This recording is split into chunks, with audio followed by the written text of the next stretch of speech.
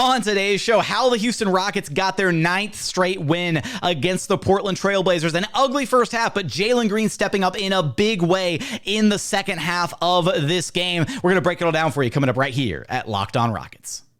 This is Mission Control, Houston. Ignition sequence start. 6, 5, 4, 3, 2, 1.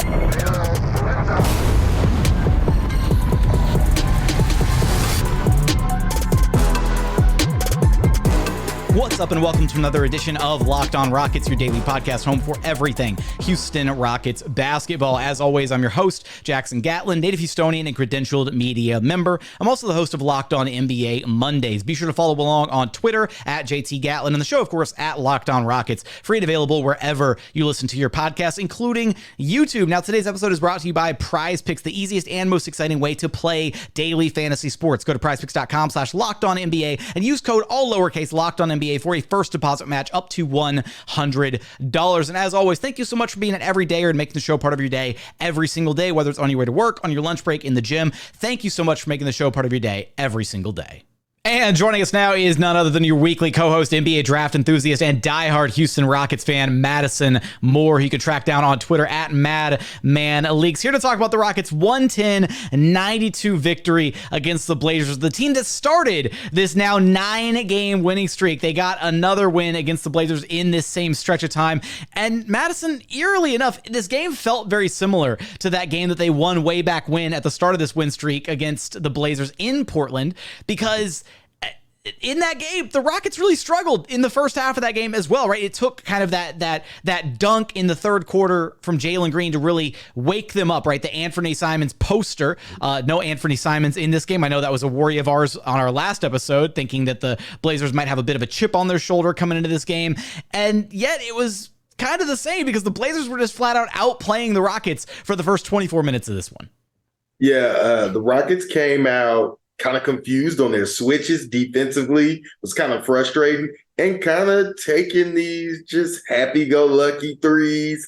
They weren't really getting into the offense, and they soon realized that the Portland Trailblazers came to play. They were not going to lay down, and they had a real game plan on how they wanted to address this team. And I thought it was really effective. And they threw out a really good switchable defensive lineup that gave the Rockets trouble. I thought they paid attention to the game plan. They were really tough, and they almost kind of felt like the Rockets in the way they got after us defensively. It was actually really impressive to see. And it seemed like the setup for like one of those sleeper games where an underdog gets you, like Phoenix just got tonight.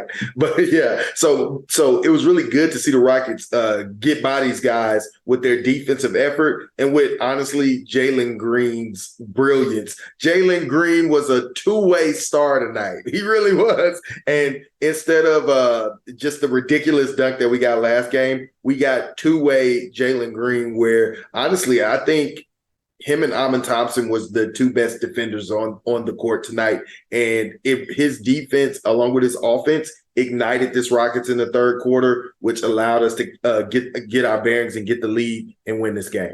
Yeah, after the Rockets hung 47 on the Jazz in the first quarter, they only put up 47 and a half against a very bad Blazers team. This was not a pretty game for the first 24 minutes, unless your name was Jock Landale. Jock Landale had an incredible first quarter. He had 15 points. He was perfect from the floor.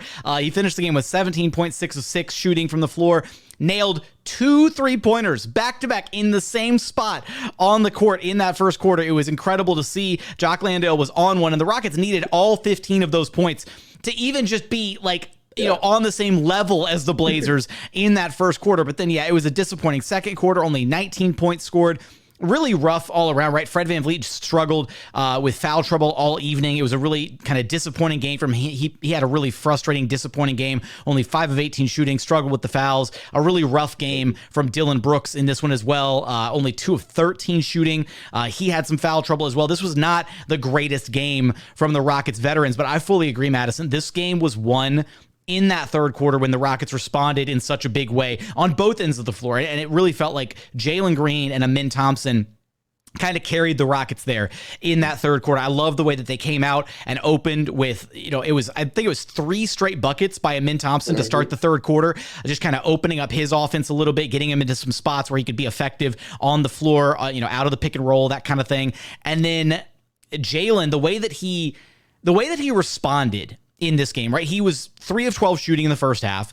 It was not looking like a pretty game. Again, I think everybody on this team was guilty, and again, unless your name was Jock Landale, was guilty of settling for some easy looks, not really adhering to kind of their offensive philosophy, right, of trying to get paint touches and kicking it out to open shooters and, catching, shooting, catching and driving, attacking off the catch, all those things that this team wants to do. They didn't really do much, if any of that, in the first half. And then it changed in that third quarter where Jalen, after a really rough first half, stuck with it and had a phenomenal third quarter, kind of igniting the Rockets and turning this thing around to where they took, I believe it was a 9-point lead into the fourth and final quarter of this one.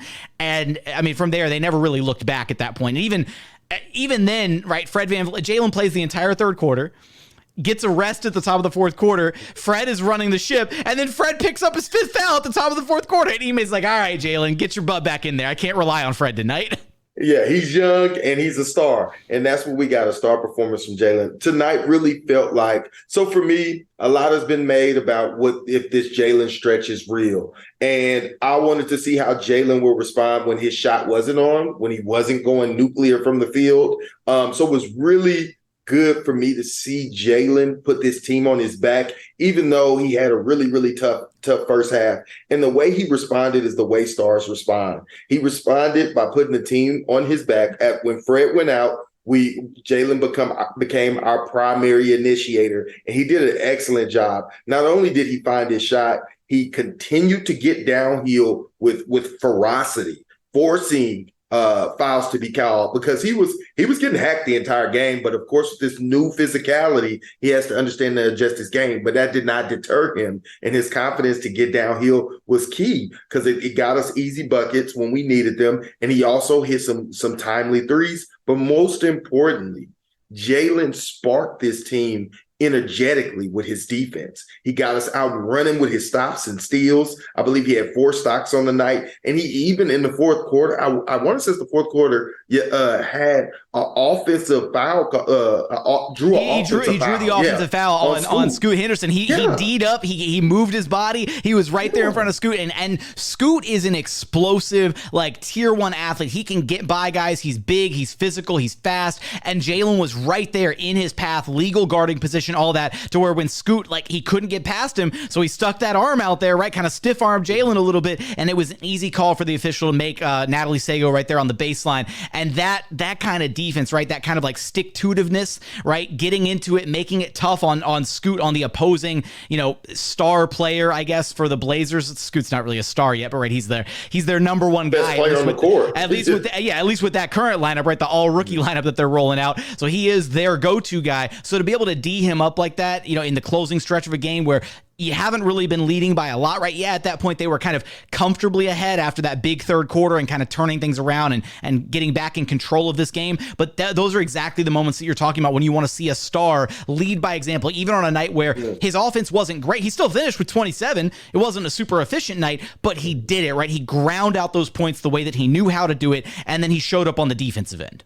Exactly. He found other ways to be effective and will this team to winning. And another guy that was just had a ridiculous game is Delano Banton. It seemed like the Rockets couldn't understand if they were switching in the first half, and he just got like 6-7 points off just easy layups at the rim. I thought Fred VanVleet really struggled defensively. I thought our wings as a whole, our perimeter defenders, struggled to stay in front of their men all night, except Jalen Green and Amin Thompson. And so it was really good to see Jalen lead the defensive lineup. But we still were, even though we had some struggles on that end, we still, I thought, were very active with our hands defensively. I think we forced like 16 turnovers, which is a huge amount. And so I think the Rockets overall defensively was really good. But a lot of that could be just attributed to that. That's a bad Portland team over there, right?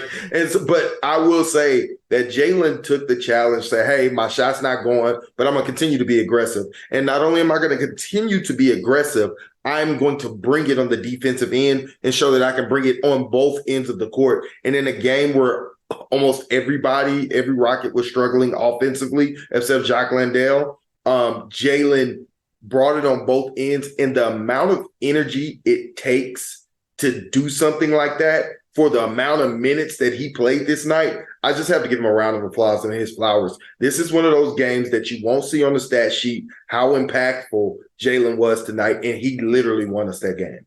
Coming up, we're going to get into some of the other thoughts from this game, some of the concerns with Dillon Brooks and how he's fallen off defensively as of late for this team, unfortunately, as well as some of the bench contributions from guys like Aaron Holiday, Jae'Sean Tate. Couldn't have gotten the win without those guys as well. And hey, Draymond Green, apparently not worried about the Rockets. Maybe he should be. And some fun little quotes from Ime Udoka about Jabari's suspension. We're going to get to all of that and so much more here in just one moment.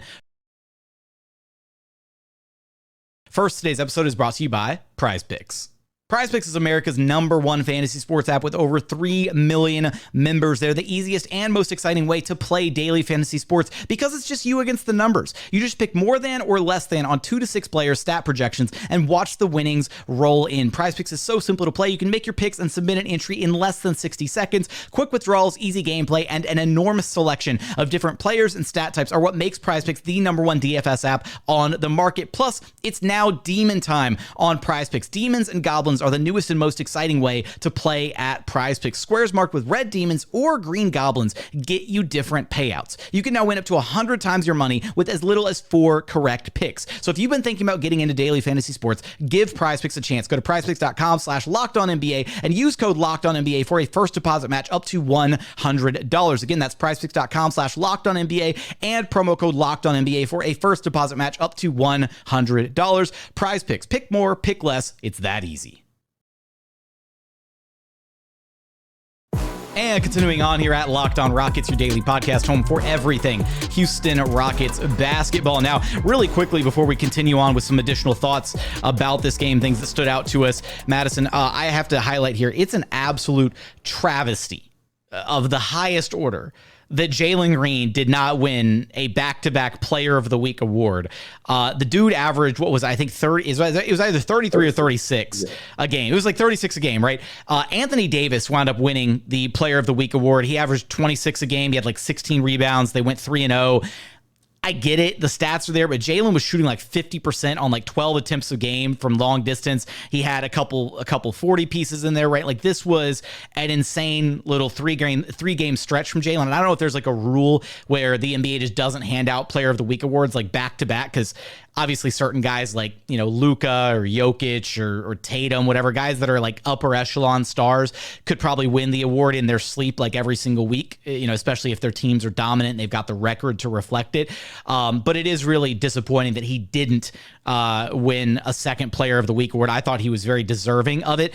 However, what it does mean is he's at least got even more maybe of a narrative for why he should win Player of the Month if he keeps this play up. Now, I will say he's got his work cut out for him, unfortunately, because Player of the Month, when it's the final Player of the Month award, is more like Player of the Month and a half award, because they have to factor in those 2 weeks in April as well as the entire month of March. So if Jalen can keep his play up through the final regular season game and keep playing at this level, then I don't think there's any reason why he shouldn't be like the Player of the Month to end the NBA season, because of he's playing right now. He's been arguably one of the best players in the entire NBA during the stretch that he's on right now.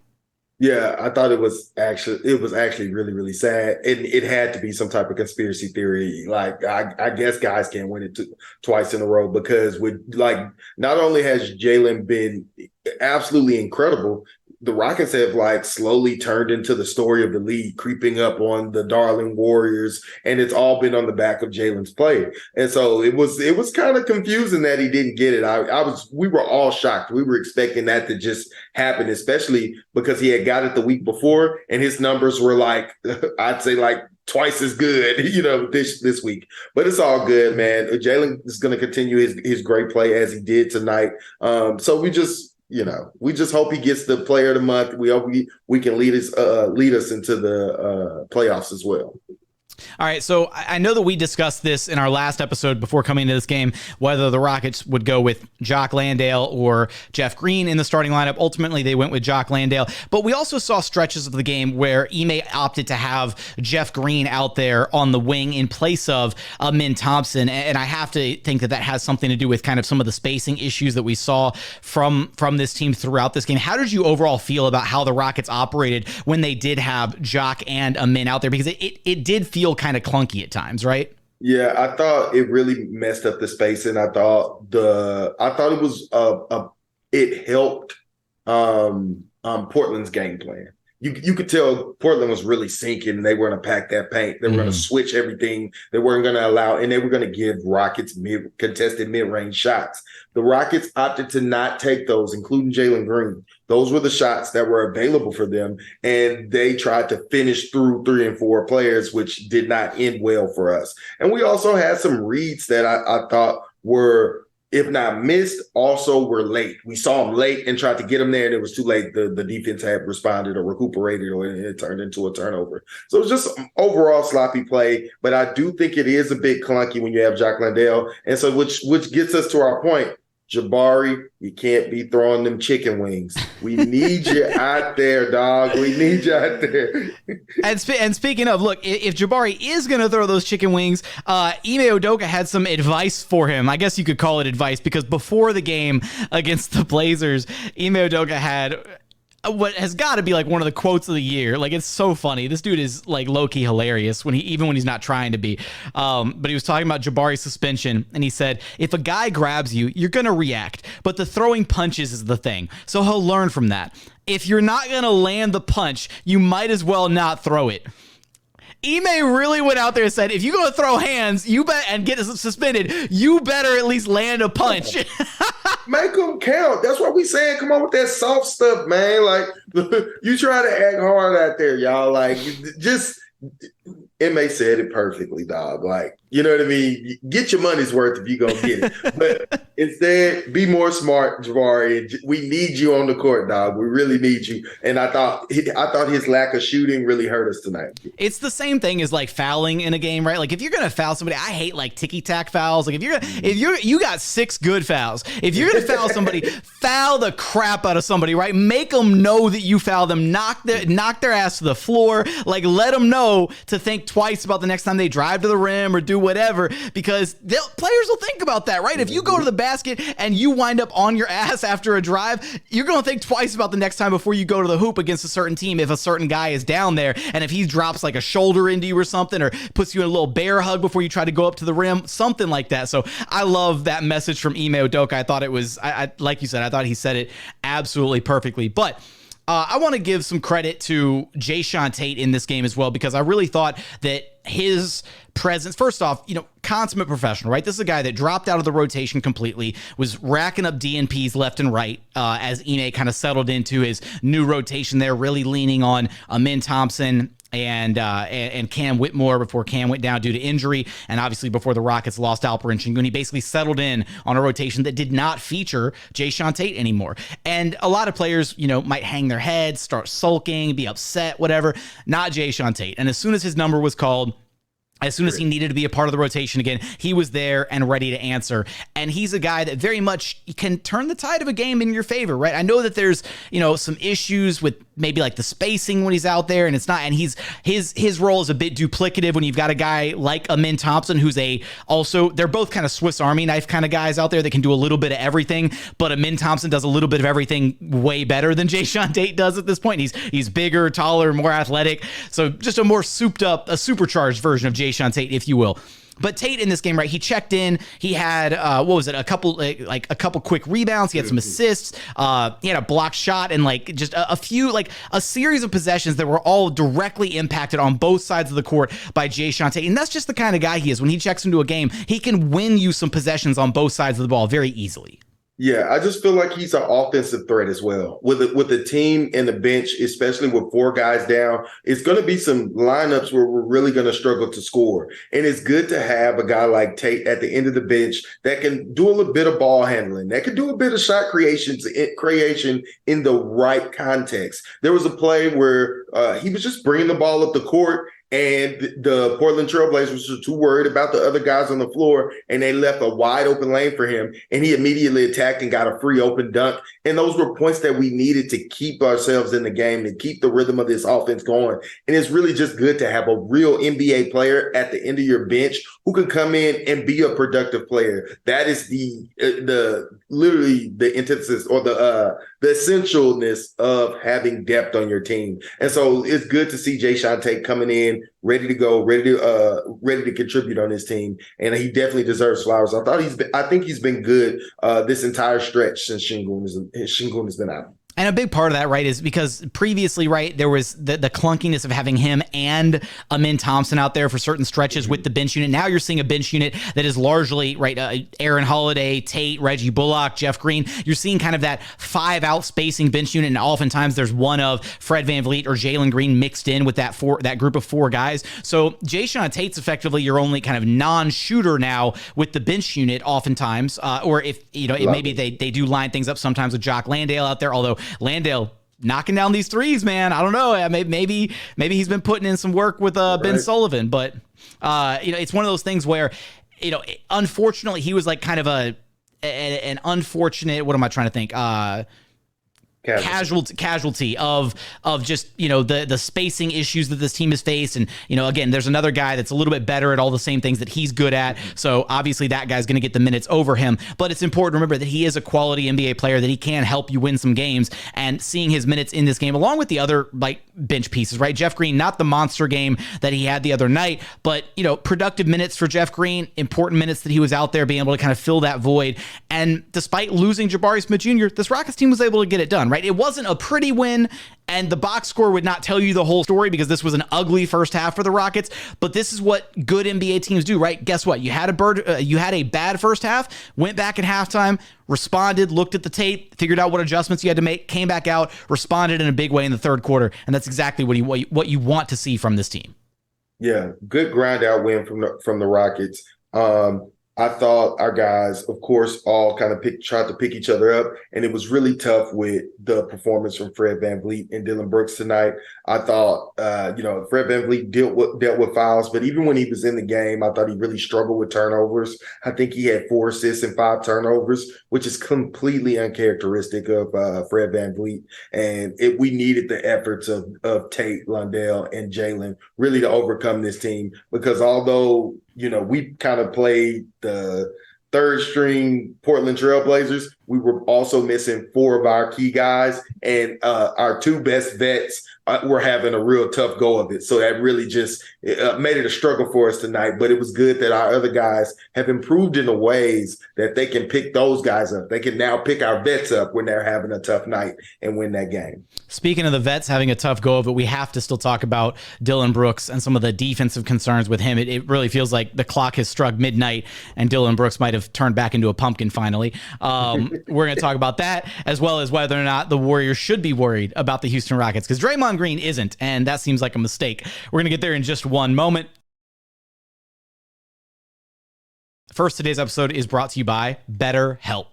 Sometimes we all need the opportunity to get something off our chest, big or small. Certain things can really start to get to you. It's important to let that stuff out, especially to someone who's unbiased when it comes to your life, right? Maybe you had a problem at work or a disagreement, or you got in trouble, something like that. Or maybe there's something in your personal life, right, with a close friend or a loved one, and you just need to be able to walk through that with somebody who is unbiased and who can give you kind of an impartial third-party view on what's going on and kind of walk you through some of those things that are going on in your life. I've done therapy in the past and found it to be a really cathartic experience to just kind of take a step back, take a 10,000-foot view at things that were happening in my own life. So if you're thinking about trying therapy, give BetterHelp a chance. Therapy can be different for everyone. And honestly, most of us have bigger problems than our favorite sports teams, and it's important to get those things off your chest every once in a while. If you're thinking of starting therapy, try BetterHelp. It's entirely online, designed to be flexible and suited to your schedule. Visit BetterHelp.com/LockedOnNBA to get 10% off of your first month. That's BetterHelp, HELP.com/LockedOnNBA.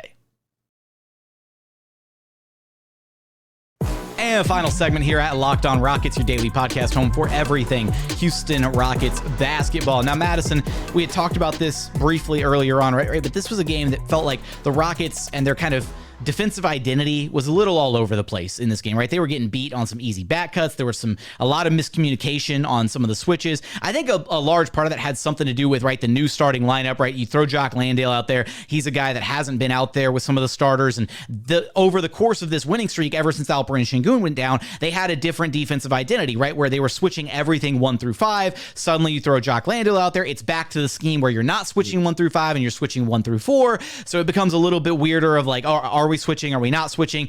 Guys weren't as, quite automatic about their switches and understanding, okay, I'm playing with Jock right now, and maybe normally it wouldn't be a time where they'd be playing with Jock on the floor, so they're not used to some of the defensive coverages that they were running.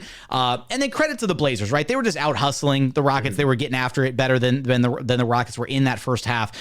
Finished with, I think, like 52 paint points in this game. Like, they were scoring really easily at the rim, and then they just couldn't hit anything from beyond the arc. 7 of 33 from downtown.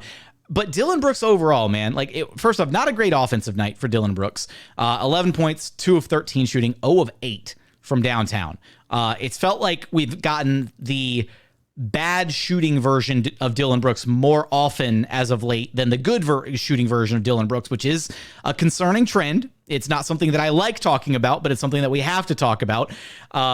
It kind of feels like he's coming back down a little bit from where he was for about 2/3 of the season there, almost like it was too good to be true, because now we're getting back to the reality of Dillon Brooks, and he's kind of coming back down to his usual averages. But even more so concerning than the offensive stuff, the defense, man, he's a guy that, he's supposed to be the Rockets' defensive ace. He's supposed to be their all-NBA caliber defender, the guy that you throw on the toughest defensive assignment. And the Rockets are supposed to be able to rely on him for that defense, right? They're supposed to be able to rely on his physicality. They're supposed to be able to rely on it. Not that, any defensive ace in the NBA is a guy that you can say, all right, go shut down this guy, and it's going to be an automatic guaranteed shutdown every single night. But you want to make life difficult for the opposing team. And I feel like there have been a lot of games recently where just watching Dillon Brooks on his assignments, and I'm not really feeling like Dillon Brooks is being that swing factor defensively. Yeah, he's definitely not been as impactful. I even go as far as to say is that he's just a barely above average defender for a while now. We don't see the aggressiveness that Dillon Brooks without getting a foul, an unnecessary foul, a ticky-tack foul. Sometimes he gambles in the wrong possessions. There was a possession today where Walker was getting D'd up by Aaron Holiday. He did not need any help. It was at the end of the shot clock. He had to force up a contested shot, and Dillon just goes for a double, and he shoots it over Aaron Holiday. He really didn't get there in time, and then the shot was so bad. Dillon's man, who was in the paint, and he came out the paint, just got an easy putback. It's just like that type of headiness. I don't know. It's been missing lately for Dillon, but I need him to pick that back up. The shooting's going to come up and down. Long as you're taking good shots, I'm fine with that. But your defensive intensity, you were supposed to be the defensive leader of this team. And to me, it's felt like Fred VanVleet and Amen Thompson has clearly surpassed you as a defender on this team. I'm more comfortable with him guarding the team's best player than Dillon Brooks, because he makes, I feel like, mental lapses with his physicality, not understanding when and when not to foul and what type of possessions. And a lot of times it can zap our momentum and zap our energy. And so I just need him to pick it up, because we know what he's capable of, especially with this stretch coming. We're going to be playing some good teams with some good superstars. This is where he needs to shine best in this switching defense and really get after it and become just as big of a clog as he used to be, and just as big of a clog as Amen. They're not getting after it like they're supposed to. We can't say the words getting after it and then not have me play that clip off the soundboard. But, I do wonder if part of it for Dillon sometimes is maybe mental, right? You look at this Blazers team, there's not a tier 1 star on this team, right? There's not a guy that you're going to throw Dillon on and be like, all right, that's your guy. That's the guy you stop. When we've seen Dillon in some of those matchups, right, where he does have to guard, a Luka, a LeBron, whatever, I think he kind of rises and falls sometimes with those matchups, right? Dillon's he's a guy all about the mental, right? He likes getting in the opponent's head. He likes playing those mental mind games. He likes getting under the skin of the opponent. And maybe that's an element of Dillon's game where he doesn't have that same defensive edge when he doesn't draw like the opposing superstar to guard. So, as the Rockets do enter this next stretch, they've got one more easy game. Who's it against? They go up to Utah, right? I think on the first leg of this road trip. I want to double check. Oh, no, OKC first. So it's OKC. It's hard. Yeah. So hard team, right? So hey, there you go. You're gonna have SGA, have fun, right? But they've got Utah, and then things start to really pick up because then they'll have Dallas, Minnesota, then the Golden State game for what'll likely be all the marbles for that final play-in spot in the Western Conference later on April 4th. More on that in just a second, and our good friend Draymond Green. But I do wonder, right? Is maybe it's a mental thing with Dillon, where when you're up against a bad Blazers team. We saw the entire team as a whole, right, struggle to come out of the gate with the right energy because this team still has a tendency sometimes to play down to the level of its opponent. And so maybe that's a little bit of the factor where he wasn't as locked in as he normally is, right? The whole pregame Dillon Brooks stare off mental, routine, whatever. So maybe that has a little bit of something to do with it. The Rockets have had a little bit more so of like a cakewalk schedule over these last, 2.5 weeks or so. So maybe as the opponents, as the competition starts to ratchet up a little bit, we see Dillon Brooks hopefully get back to the defensive version of himself that we know that he can be and the version of himself that he needs to be for this team to have the postseason success that they want. Well, first off, to get to the postseason, and then to hopefully have some postseason success after they make it to the play-in tournament and eventually the first round. Because again, we're manifesting good things here at Locked On Rockets.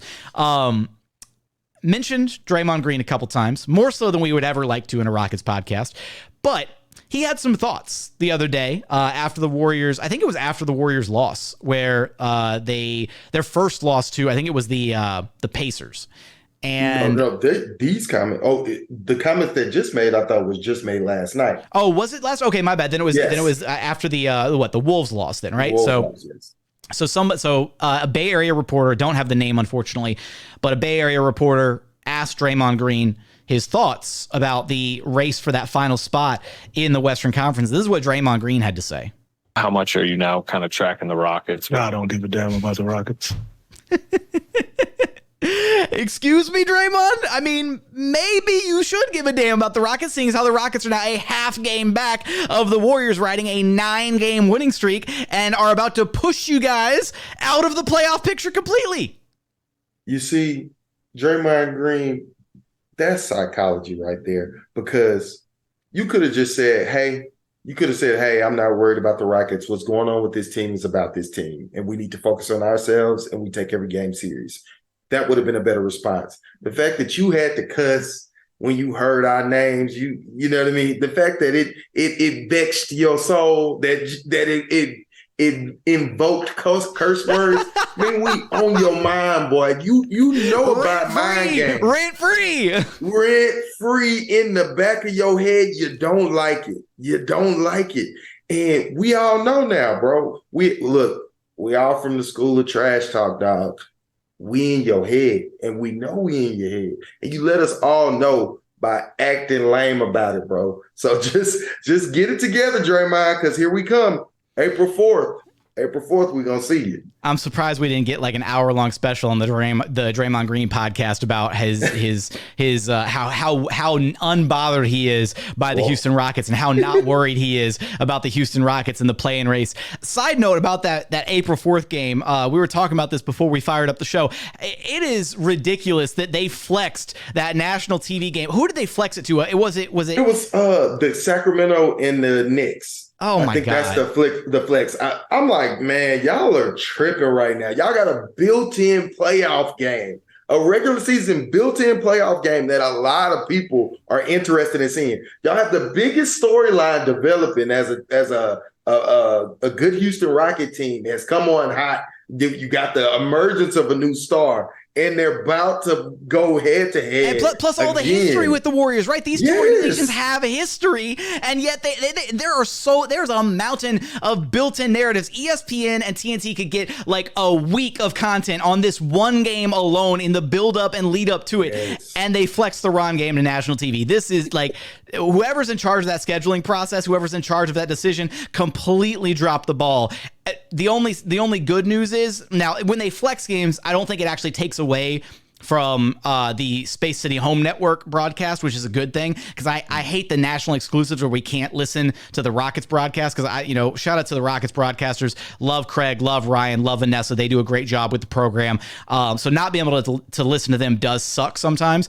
But yeah, so I just got to highlight that one there because that game is going to be so intense, playoff atmosphere, and Rockets fans, we got to come out for that game. We got to come out for that game, y'all. It's going to be the closest thing to a playoff game, but if we don't make it, so we got to come out and support those guys and give them energy so they can continue to play with this energy they've been playing with. Absolutely. And man, look, I know they got it done without Jabari Smith Jr. In this game. It was an ugly win. They got it done. Looking forward to him coming back because he always plays with a massive chip on his shoulder against the OKC Thunder. And you know that after being out a game, being suspended, he's going to want to come back with a little something to prove. So the Rockets going on the road for their next game against OKC Wednesday night. That's going to be a good one. Of course, we're going to have you covered for all of that right here at Locked On Rockets. But Madison, you know the drill. Let everybody know where to track you down at. You can find me on Twitter at MadmanLeaks. You can come talk Rockets basketball with me. That's going to do it for another edition of Locked On Rockets. As always, thank you so much for checking out the show. If you haven't done so yet, please consider subscribing wherever you listen to your podcast or on YouTube. Just search Locked On Rockets. Be sure to like, comment, and subscribe. But as always, thank you so much for watching. Thank you so much for listening. And we look forward to having you back right here at Locked On Rockets, your daily podcast home for everything Houston Rockets basketball.